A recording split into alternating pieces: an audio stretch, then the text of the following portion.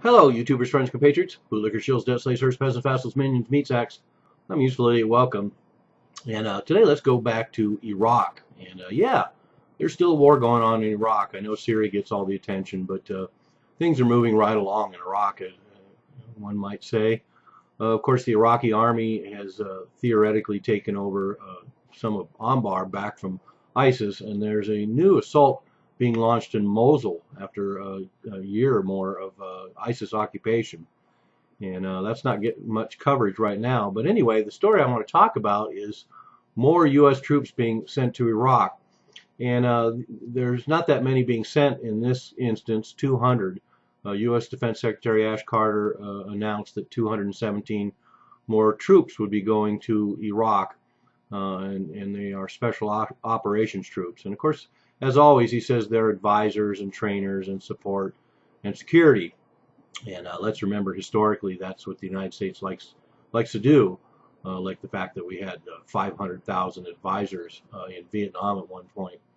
But anyway, this raises the total of U.S. troops operating in Iraq to 4,100, which doesn't seem like much in the grand scheme of things, but let's remember they pack a lot of firepower, and we're already seeing mission creep. 1,800 of them are from the 101st Airborne. And this is important because it brings into question this idea of boots on the ground. So the United States government and the military can say ostensibly, oh, we don't have boots on the ground in Iraq, and yet we've got 4,000 U.S. troops in Iraq.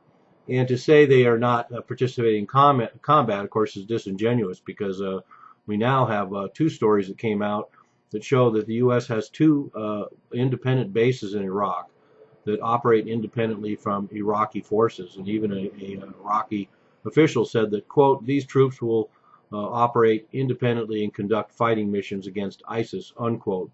So that pretty much sounds like combat troops to me.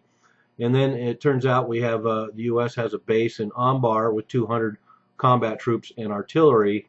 And then there's another base in northern Iraq in Maghmour, which has a similar complement.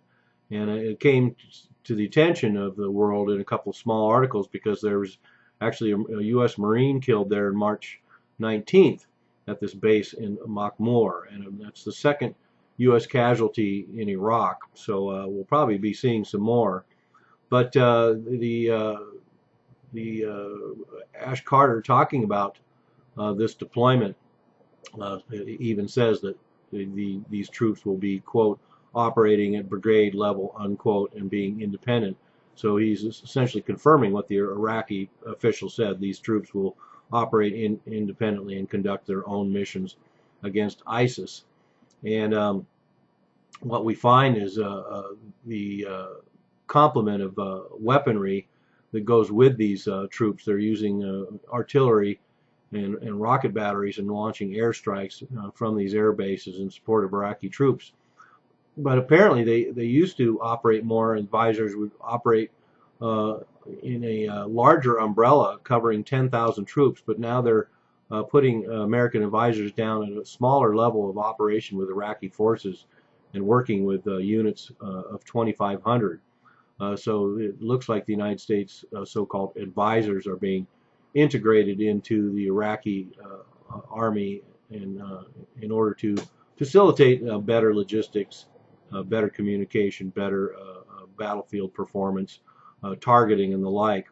And in fact, the U.S. has 3 long-range artillery and rocket batteries, which they're using to back up these Iraqi troops. So it kind of looks like the United States is carefully balancing, packing as much firepower and support as they can, and using the Iraqi forces as the cannon fodder. And speaking of cannon fodder, a tangent story is, along with this announcement of more U.S. combat troops in Iraq, is $415 million is being given by the U.S. to the Kurdish Peshmerga. But the sad thing about this is that it's for food, because the Kurds find themselves in a bad situation now because the Baghdad government has cut off funds from the central government. So all this financial support from the central government in Baghdad is no longer reaching Kurdistan in northern Iraq.